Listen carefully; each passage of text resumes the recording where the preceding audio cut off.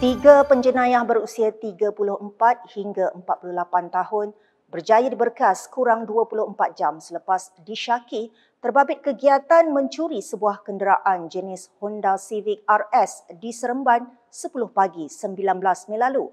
Ketua Polis Daerah Seremban, Asisten Komisioner Muhammad Hatta Cik Din berkata, pihaknya menerima laporan daripada pemilik kereta mendakwa suspek bertindak mengambil kunci keretanya di sebuah pusat cuci kenderaan sebelum melarikannya.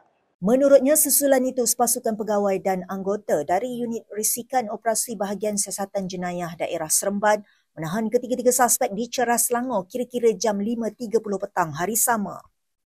Pihaknya turut menemui kereta yang dicuri dan merampas sebuah kenderaan pacuan 4 roda yang dilaporkan hilang di Petaling Jaya, Selangor pada 16 Mei lalu. Operasi itu membawa kepada penemuan peralatan khas mencuri kenderaan dan hasil pemeriksaan lanjut menemui 7 paket dadah disyaki jenis syabu, heroin dan pil yaba.